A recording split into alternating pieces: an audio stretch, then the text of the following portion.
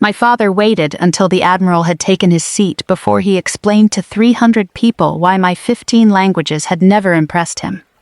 We were inside the customs hall at the Norfolk waterfront, beneath iron beams and strings of white lights that trembled whenever the loading doors opened.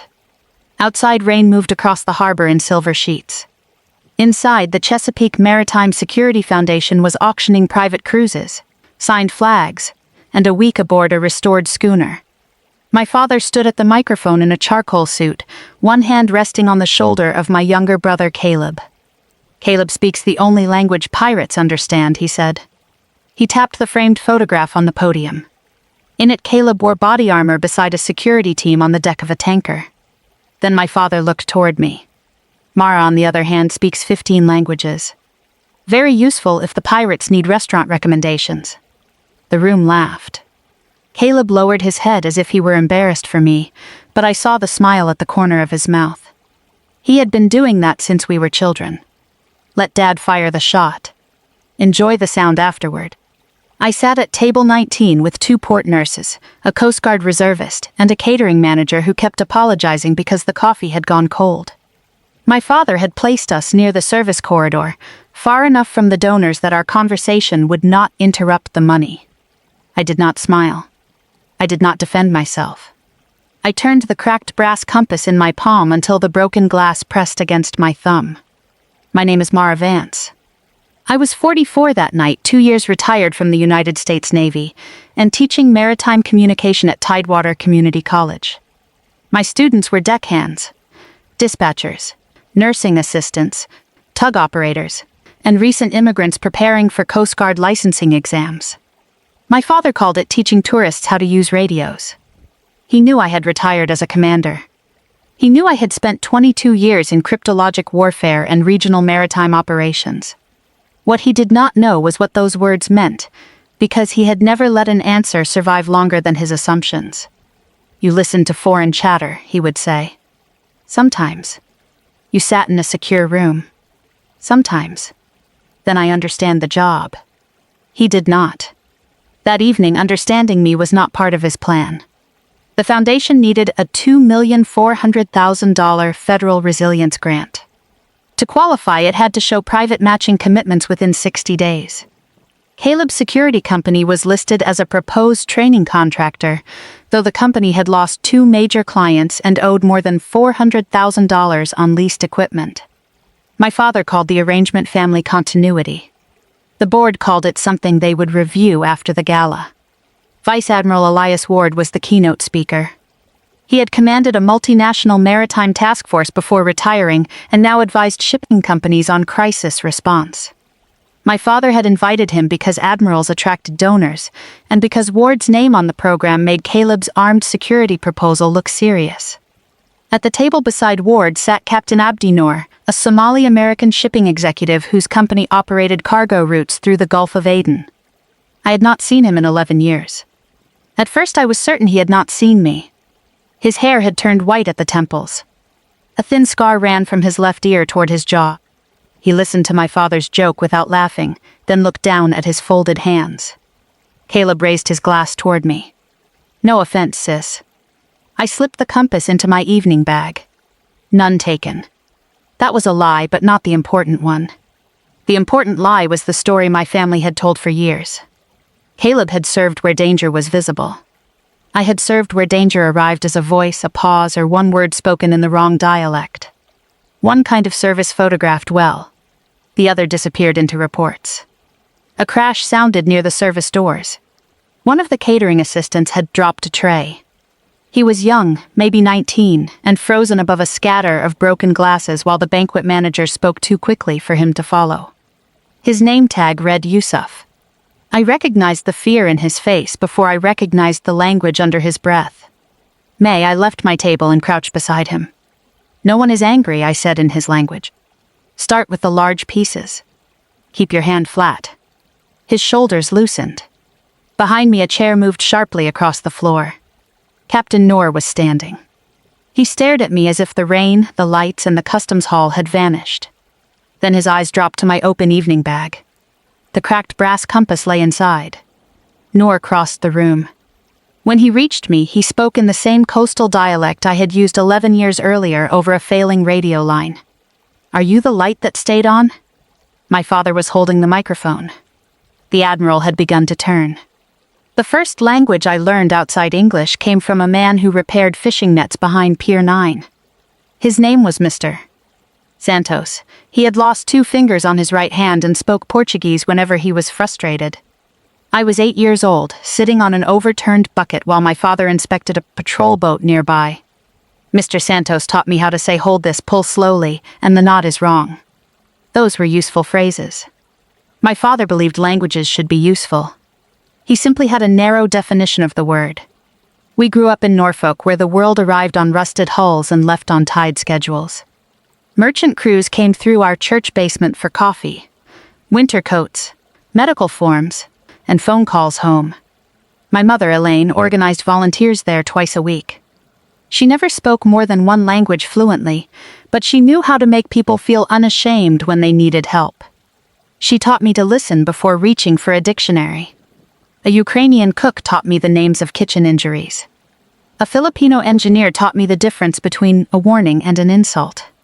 Somali sailors taught me that what outsiders called Somali was not one voice. Arabic changed from one table to the next. Spanish changed between the shipyard, the clinic, and the families who lived across from us.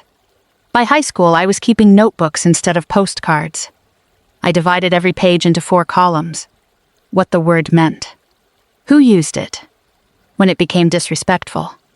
What fear did to the pronunciation. That last column mattered most. People do not speak classroom language when water is rising or someone is holding a weapon. Over time, I studied 15 languages at different levels: Spanish, Portuguese, French, Arabic, Somali, Mai, Swahili, Tagalog, Bahasa Indonesia, Malay, Korean, Japanese, Russian, Ukrainian, and English. I was not equally fluent in all of them. I could conduct complex negotiations in 5, perform operational work in another 6, and recognize urgent maritime language in the rest. Anyone claiming perfect fluency in 15 languages is usually selling something. I was trying to prevent people from dying because 1 word arrived too late. My father saw the notebooks and called them a hobby. Caleb saw them and asked me how to insult people without getting caught. He was 4 years younger and built for the kind of service my father understood. Strong shoulders. Quick confidence. A talent for making fear look like aggression. When he joined the Navy, he chose a job that put him on small boats with weapons visible in photographs. My father framed every picture. I enlisted at 18 as a cryptologic technician. The work taught me that listening was not passive.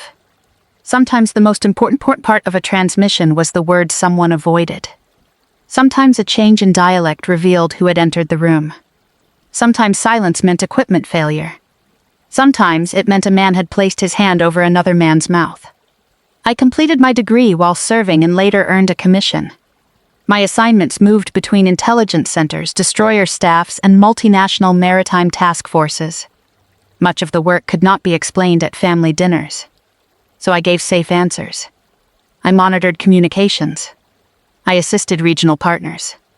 I supported maritime security. My father translated those phrases into something smaller. Mara listens to radios. Mara helps officers pronounce names. Mara stays behind the screens while Caleb handles the dangerous part. The more classified my work became, the easier his version was to maintain.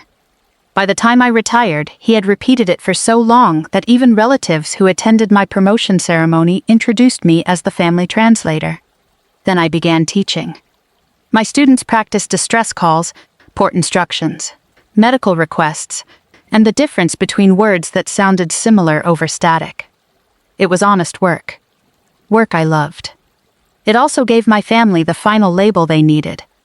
Radio teacher. Simple, harmless, easy to joke about.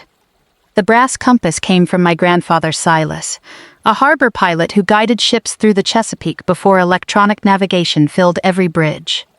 He gave it to me the morning I left for basic training. The case was scratched, but the glass was whole. Inside the lid he had carved 6 words. Hold true when others lose direction. Machines tell you where you are, he said. A compass reminds you which way you chose. I carried it through every assignment. It sat beside encrypted terminals, inside flight bags, and beneath stacks of reports no one in my family would ever read. I did not use it for navigation. I used it when decisions became crowded with rank, pressure, and people explaining why the easiest choice was also the necessary one. The compass had not been cracked when I boarded the merchant ship Meridian. Captain Abdi Noor had seen it before the glass broke. He had also heard the phrase that followed me from that ship for the next 11 years. That night, neither of us knew whether morning would reach the bridge alive again. The light stayed on. The Meridian was a Liberian-flagged container ship carrying medical equipment and machine parts. I boarded her in Djibouti as part of a multinational maritime security assessment. On paper, my job was to review communication procedures between civilian crews and the naval task force operating in the Gulf of Aden. In practice, I was there because 3 ships had reported the same strange pattern. A brief loss of automatic identification signal. A false maintenance call in Arabic. Then a boarding attempt from a small boat using the name of a port contractor. The pattern suggested preparation, not opportunity. Captain Abdi Noor understood that before most people did. He met me at the top of the gangway in a white shirt with the sleeves rolled to his elbows. He was 48 then, carrying the thin scar along his jaw. "You are the radio officer?" he asked. "Not exactly. That usually means yes."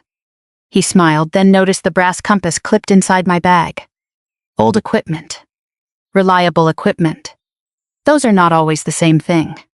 I liked him immediately. The Meridian sailed before sunset with 26 crew members from 7 countries.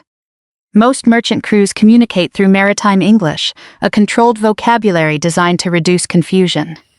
It works well when everyone is calm, the equipment is functioning, and no one is deliberately lying. That night, none of those conditions lasted. At 11:47, a voice called the bridge on a working channel and identified itself as coastal traffic control. The speaker used formal Arabic and ordered the Meridian to reduce speed because of an unlit vessel ahead. The radar showed nothing. Noor looked at me. I listened again. The grammar was careful. Too careful. The vowels belonged farther west than the station the caller claimed to represent. Beneath the voice, I heard a generator with an uneven cycle. Not a shore station. A small boat. "Maintain speed," I said. Noor did. The caller repeated the order, this time adding a threat of detention. Then the Meridian's identification signal disappeared. The bridge alarms began at once. A lookout reported a skiff approaching without navigation lights. Another appeared on the opposite quarter. The boat stayed just outside the reach of the deck lights, moving with the ship.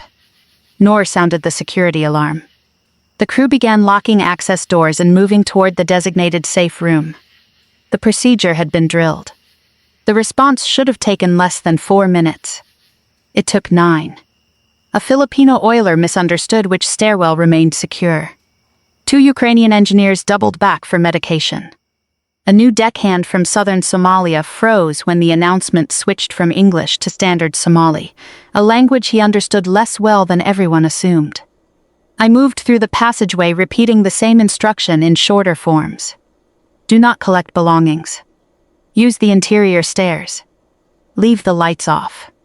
Stay with the person in front of you. The first armed men reached the aft deck before the last crew member entered the safe room. They did not climb randomly. They went directly toward the emergency generator controls. That was when I knew someone had studied the ship. The bridge doors were locked, but the attackers had a crew access code. The first code failed.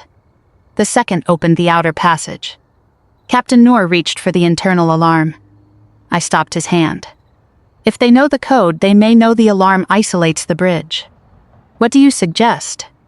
Let them believe the bridge is less important than the engine room. We shut down the visible radar display, left one maintenance screen active, and moved into the chart room behind the bridge. Noor, the chief engineer, 1 security officer, and I remained outside the safe room. 4 people against at least 9 armed boarders. We were not a boarding team. Our advantage was that they did not know which systems still worked. Through a narrow ventilation panel, I heard the first attacker enter the bridge. He spoke standard Somali to the others, but when he became angry, he shifted into Mai. That mattered. Mai is not simply an accent. It carries different words, patterns, and assumptions. The man giving orders was trying to sound like someone from a region he did not belong to. The chief engineer whispered, "Can you understand him?" Enough, the attackers wanted the ship moving. They were not there to steal cargo and leave. One man ordered another to secure the steering controls. A third had been sent below to force the engineers out of the safe room. Their leader mentioned a rendezvous point 20 nautical miles north. Noor unfolded a paper chart.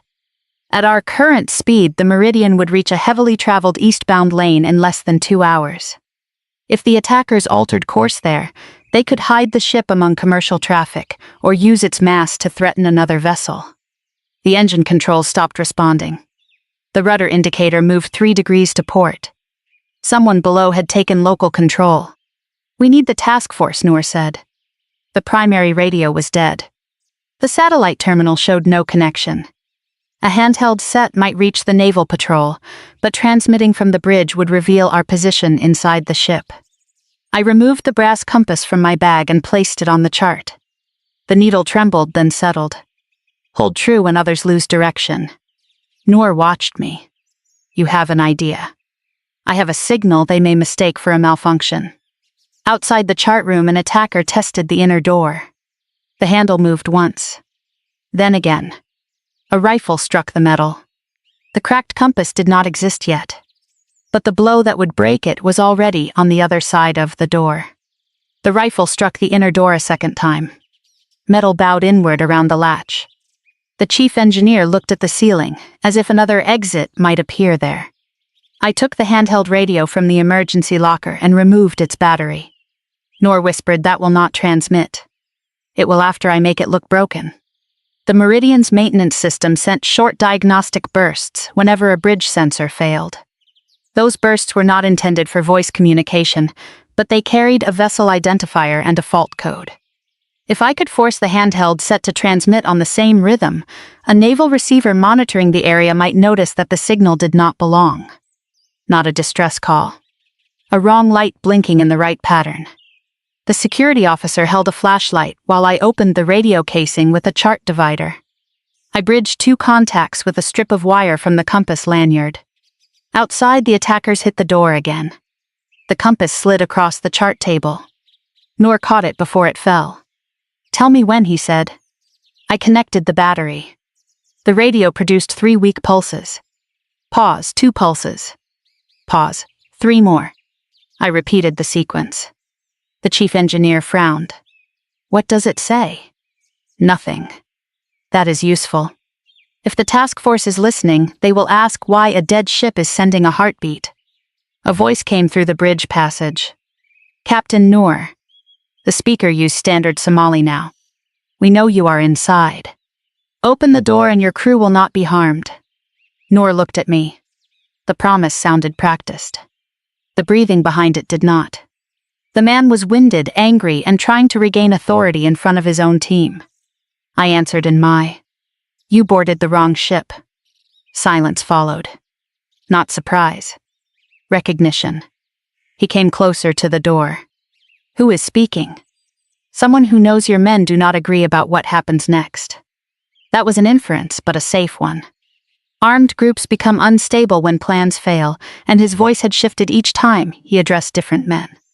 He said, "Open the door. One of your boats has already left." Another silence. Behind him, someone spoke too quickly for me to catch every word. I heard the name Bashir and a question about fuel. The leader struck the door with his palm. "You are lying." Then ask Bashir why the second skiff is no longer under the port quarter. I had no way to know whether the boat had moved. But the Meridian had altered course, and a small skiff would have needed to reposition. In uncertainty, accuracy matters less than the detail that sounds observed. The leader turned away and began shouting. Noor gave me a small nod. We had bought seconds. I sent the false diagnostic pulse again. 3, 2, 3. A reply came as a burst of static so brief the others missed it. I heard 4 evenly spaced clicks. Naval acknowledgement. Someone was listening. But acknowledgement was not rescue.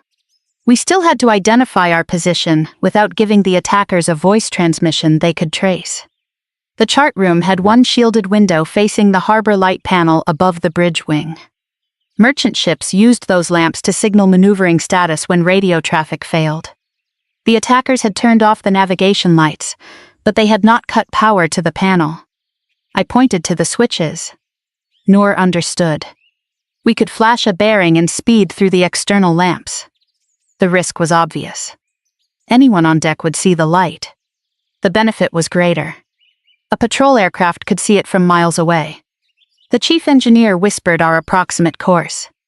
I translated the numbers into timed flashes. 1 short. 2 long, pause. 3 short. The first sequence went out over black water. An attacker shouted from the bridge. A rifle round punched through the chart room window. Glass crossed the table. Noor pulled me down. The brass compass struck the deck face first. Its glass cracked from edge to edge. For 1 second I stared at it. Then the external lamp went dark. The attackers had found the panel.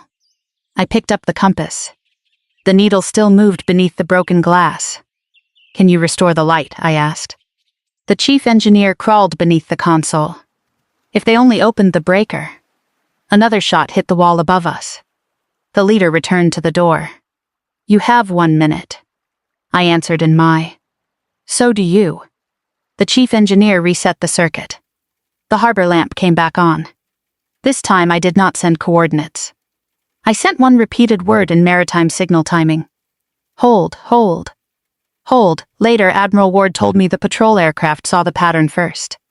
The task force had already detected our false diagnostic burst, but the repeated harbor light confirmed a conscious signal from the bridge. That was how the operation found us. Not through a dramatic distress call. Through a light that should have been dark. The attackers heard the aircraft 20 minutes later. Their leader stopped threatening us and began bargaining. He wanted a route off the ship.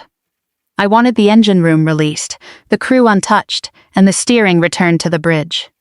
For 11 minutes we negotiated through a steel door. He spoke standard Somali for authority. I answered in May when I wanted him to know I heard the man beneath the performance. One by one the locks below were opened. The crew remained inside the safe room. The rudder returned to 0. When naval boarding teams reached the deck, the leader ordered his men to surrender, rather than fire toward the bridge. Captain Noor found the cracked compass near my knee. He placed it in my palm. Outside, the harbor lamp was still repeating the same signal. Hold. The task force log named it Harborlight. No medal was waiting for it, and none of us had asked for one. The name followed me home. Captain Noor stopped 3 feet from me. The banquet manager was still apologizing to Yusuf. Broken glass glittered beneath the service lights. Around us, conversation thinned into the quiet people create when they sense a private moment becoming public. Noor spoke again in May. The light that stayed on. I rose slowly. "It was a long time ago, Captain."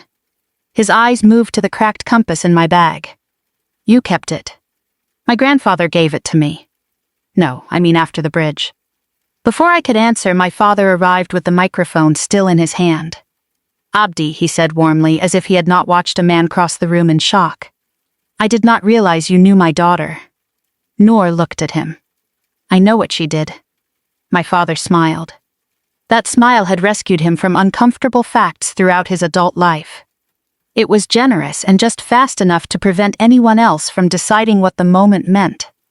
"Mara has always been helpful around ships," he said. Helpful, not a commander. Not crisis negotiator. Not the person whose false signal had brought a patrol aircraft over black water. Helpful around ships. Captain Noor's expression hardened. My father turned toward the room. "Ladies and gentlemen, this is what maritime community looks like. Old friends finding one another across oceans." A few people applauded. Frank Vance could turn almost anything into a fundraising sentence. He guided Noor toward the head table. Vice Admiral Ward had half risen from his chair, but Caleb stepped into the space between them. "Captain Noor," Caleb said, "I have followed your company's security work." Noor did not shake the offered hand. "I was speaking with your sister." "Of course." Caleb lowered his hand without losing the smile. My father raised the microphone again. "And speaking of security, My son's team has developed a rapid response training model for vulnerable commercial crews. The projector changed slides. A photograph of Caleb appeared across the wall, standing beside armed contractors on a tanker deck. Beneath it were the words Vance Maritime Response. The timing was too smooth to be accidental. My father had been waiting to transition into Caleb's proposal. Noor's recognition had almost interrupted it, so Frank absorbed the interruption and used it as proof that his event connected important people. That was his gift. He did not erase facts by denying them. He placed a louder story beside them. The proposed federal grant would fund training, equipment, and emergency communication programs for ports along the Chesapeake. Caleb's company wanted nearly $800,000 of the first-year contract. Caleb had served honorably and knew vessel protection. He also expanded too quickly, leased more equipment than his contracts supported, and lost 2 clients after promising response times he could not meet. My father believed the grant would give him time to recover. He called it investing in proven leadership. I had reviewed the proposal at the board chair's request. The weapons training was detailed. The communication plan was 4 pages long and assumed every crew would understand maritime English under pressure. I sent back 19 corrections. None appeared in the version displayed that night. Caleb continued speaking while my father stood beside him, proud and attentive. They showed boarding ladders, body armor, drone surveillance, and a simulated attack on a cargo vessel. No multilingual drills. No procedures for mixed nationality crews. No plan for what happened when frightened sailors misunderstood the order to shelter. At table 19, Yusuf swept the last broken pieces into a pan. He looked toward me once. I gave him a small nod. Captain Noor remained near the head table. Admiral Ward leaned toward him and asked a question I could not hear. Noor answered without looking away from me. Ward's gaze shifted to the evening bag beside my chair. The brass compass was visible through the open zipper. I reached down and closed the bag. Not because I was ashamed. Because the Meridian had belonged to 26 crew members, not to a fundraising room. I did not want their worst night converted into an anecdote before dessert. Caleb finished to strong applause. Several donors raised pledge cards. The board chair whispered that the private match was moving closer to target. A shipping executive asked Caleb about a pilot program. Frank had what he wanted. Momentum. He returned to the microphone and thanked Caleb for representing the courage required to confront danger directly. Then he glanced toward me. And Mara reminds us that every operation also needs someone behind the radio. The room laughed again, more gently this time. My father believed he had restored the order of things. Caleb faced the danger. I supported him from somewhere safe. Captain Noor placed both hands on the head table. Admiral Ward unfolded the printed gala program and studied my name. Mara Vance, Maritime Communications Instructor. No rank, no service branch. No 22 years. Ward looked at Noor. Then he looked at me. My father began announcing the auction totals. The room belonged to him again. At least that was what he thought. Admiral Ward did not interrupt my father immediately. He waited until Frank announced the final auction total and thanked Caleb for demonstrating what courage looked like at sea. Then Ford stood, folded the gala program in half and placed it beside his untouched coffee. Before we continue, he said, Captain Noor has asked me to clarify something. My father smiled toward him. Of course, Admiral. Ward looked at Noor. The captain reached into his jacket and removed a small laminated card. Its edges were worn from years of handling. He crossed the floor and placed it on the head table. I recognized the task force emblem before I could read the faded handwriting beneath it. Harborlight signal confirmed. Bridge team alive.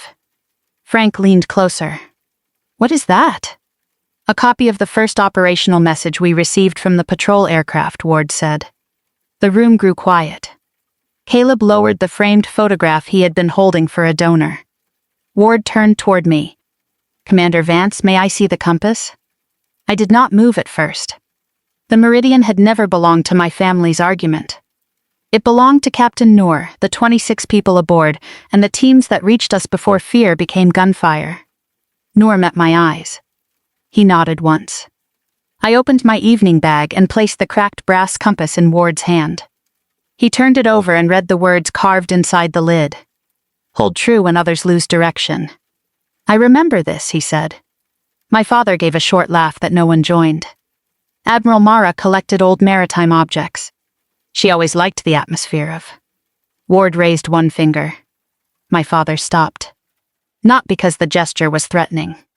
Because he recognized command when it was no longer his. Ward faced the audience. 11 years ago, I commanded the multinational task force responsible for the shipping corridor where the Meridian was boarded.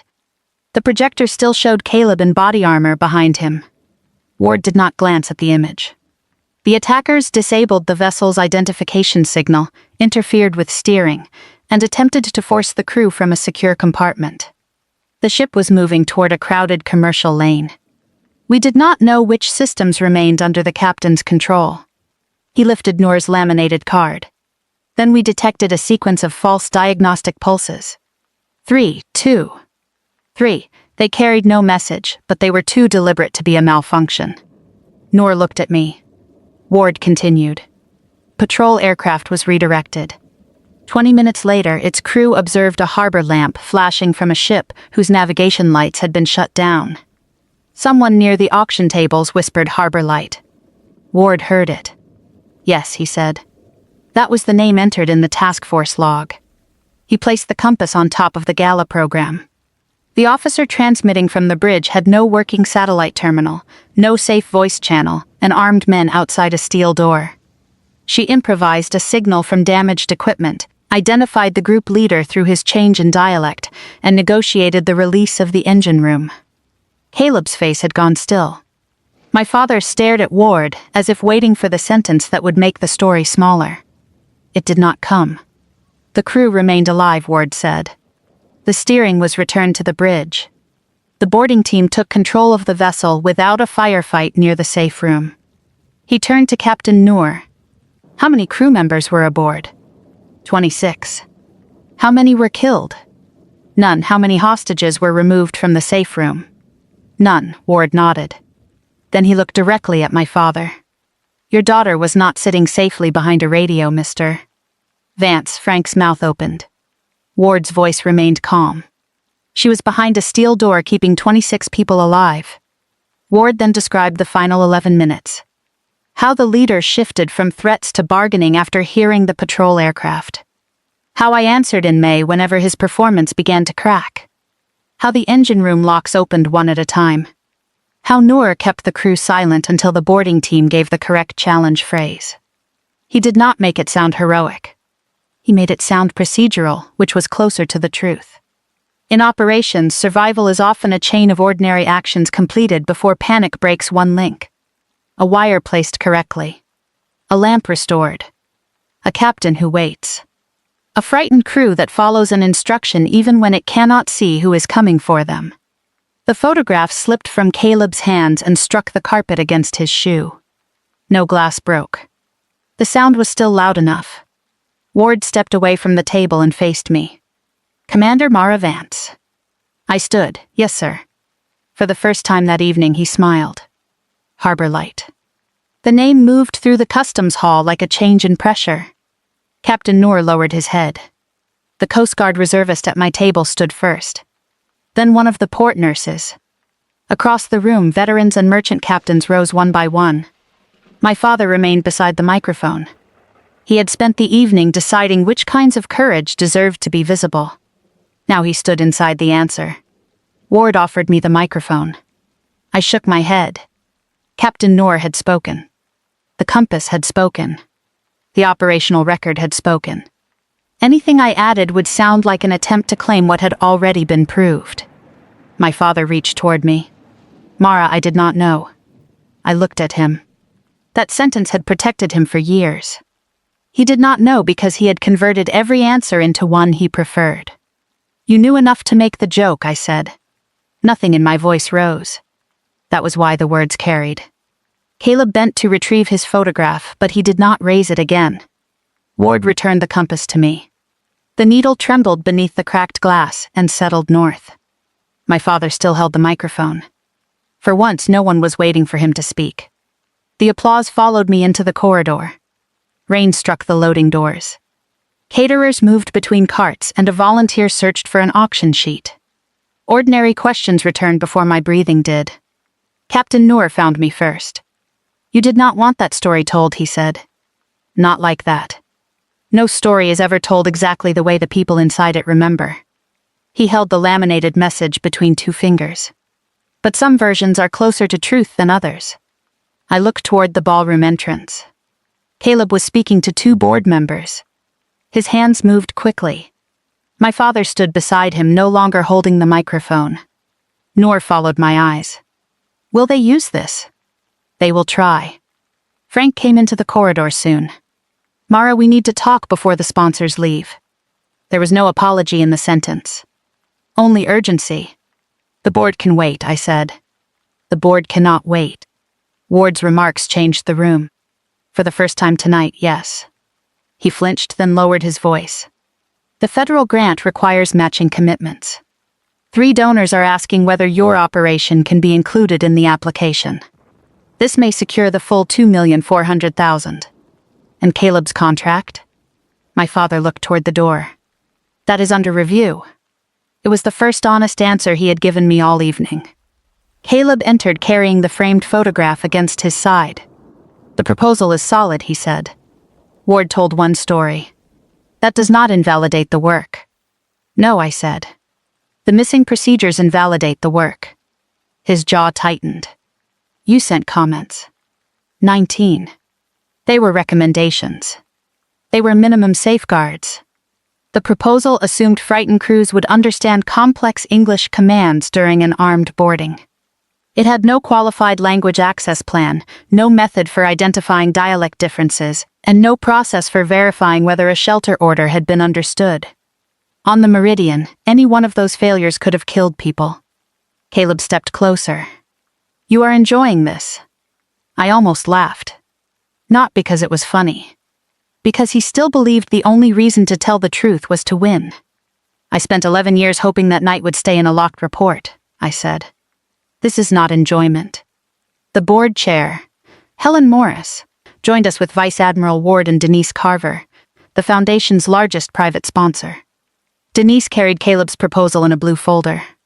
Several pages were marked with yellow tabs. "The grant application will not proceed in its current form," Helen said. My father's face lost color. Denise continued before he could speak. "We are not withdrawing support from the Foundation. We are separating support for port resilience from the proposed contractor." Caleb stared at her. "My company has already invested in equipment. That does not obligate the Foundation to purchase your services." The words landed without anger. That made them final. The board would open the training contract to competitive review. Any bidder would need multilingual emergency protocols, mixed crew drills, independent performance verification, and a conflict of interest disclosure. Caleb could submit again. He would receive no family preference. My father began explaining that the company needed stability to retain employees. I understood the argument. Drivers, instructors, and technicians who had not created Caleb's debt could lose work if the company collapsed. That was why revenge would have been easy and dishonorable. "I will help review the communication standards," I said. "I will not score Caleb's bid." Everyone turned toward me. "The process should protect the crews," I continued. "It should not become another family decision." Helen nodded. Denise asked whether I would permit the grant application to mention the Meridian operation as evidence for the new standards. No photographs. No dramatic reenactment. No suggestion that the Foundation supported me when it did not. My father looked down. "And Captain Noor controls any account involving his crew," I said. Noor answered quietly. Ward closed the blue folder. "Then you have a path forward. Not a rescue. A path. The private sponsors would hold their commitments for 30 days while the Foundation revised the application." Caleb's contract was suspended. The grant was still possible, but only if the program became stronger than the story Frank had planned to sell. When the others returned to the ballroom, Caleb remained. "You could have defended me," he said. "I defended the people who work for you." "That is not the same thing." "No, it is the thing you should have done first." He left without the photograph. My father stayed beside the service door. For years he had treated my silence as proof that his version was correct. Now he seemed to understand that silence could also be a door closing. "I am sorry," he said. The words were quiet. They were also incomplete. "I believe you," I told him. "But being sorry is not the same as knowing what you did." He looked at the cracked compass in my hand. "What do I need to know?" It was the first real question he had asked. I answered with one of my own. "Can you listen without turning it into a speech?" My father did not answer right away. Rain pressed against the loading doors. "Yes," he said. "I can listen." So I told him about the Meridian. I told him about the oiler who kept asking whether his wife would know where his body went. About the Ukrainian engineer who whispered the same prayer each time the attackers struck the door. I told him I had been afraid. Frank looked up. "You?" "Yes." He almost interrupted. Then he stopped himself. I was afraid the signal would not be noticed. I was afraid the leader would hear uncertainty in my voice. I was afraid the boarding team would arrive 1 minute too late. My father said nothing. For once his silence made room instead of taking it away.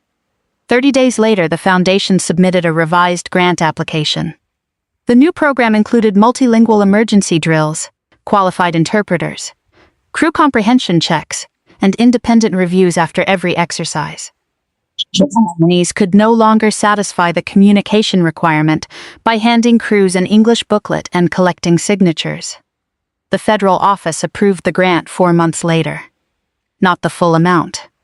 $2,100,000. The missing $300,000 had to be raised privately, but the program could begin. Caleb submitted a new bid. His company partnered with a language access firm and replaced the manager who had ignored my comments. He also sold 2 leased vehicles and reduced the proposal. He did not win the entire contract. He received 1 small pilot project under independent supervision. He called me when the decision was announced. "I suppose this is what you wanted." "No," I said. "What I wanted was a proposal that would not get someone killed." He was quiet. Then he said I should have read the 19 comments. Yes, it was not reconciliation. It was a fact he finally carried himself. Captain Noor joined the first training exercise at the Norfolk port. He stood behind a group of deckhands while instructors issued shelter commands through radio static. Some instructions were deliberately unclear. Others used the wrong dialect or assumed people knew a technical word they had never heard. Each team had to repeat the message in its own words before moving. Understanding was measured, not assumed. My father attended without a microphone. He wore a visitor badge and stood near the back with a notebook. When one instructor introduced me as Harborlight, Frank raised his hand. "Commander Vance prefers Mara in this setting," he said. Then he looked at me, waiting. I nodded. It mattered because he asked with his eyes before speaking for me. After the exercise, we walked to the edge of the pier. The harbor was gray and almost still. Tugboats moved between larger ships, doing work that looked insignificant until something heavy needed to turn. Frank leaned against the railing. I built that gala around Caleb because I thought people only respected danger they could see. I know, I think I did too. The admission came without explanation. He did not tell me about his generation, his career, or the pressure of raising money. He let the sentence remain his responsibility. "I am sorry I made you smaller so his story would look larger," he said. That was the first apology that named the act. I did not forgive him all at once. Forgiveness is not a switch. It is permission renewed in small amounts. But I handed him the cracked compass. He opened the lid and read my grandfather's words. "Hold true when others lose direction." "I remember him carrying this," Frank said. "So do I." The needle trembled beneath the broken glass. "You should repair it," he said. "No, why not?" "Because it still points north." He smiled, but not the fundraising smile. A tired one. An honest one. When he returned the compass, he placed it carefully in my palm. Captain Noor later donated the laminated Harborlight message to the new training center. It was displayed beside a plaque listing all 26 members of the Meridian crew. My name was not printed larger than theirs. That was my condition. The light had never belonged to one person. It belonged to the captain who waited, the engineer who restored power, the crew who stayed silent, and the teams who followed a signal that carried no words. For years, my family believed courage was easiest to recognize when it wore armor. I learned something quieter. Sometimes courage is a voice choosing the right dialect through a steel door. Sometimes it is a frightened person repeating an instruction correctly. Sometimes it is a father putting down the microphone. My father and I still disagree. Caleb and I are not close. Truth does not rebuild every bridge it crosses. But the next time Frank introduced me, he said, "This is my daughter Mara. Ask her what she does." Then he waited. If someone has ever reduced your service to the part they could understand, share where you are listening from. Subscribe to Quiet Honor for more stories about quiet courage, hidden service, and the moment the truth is finally heard.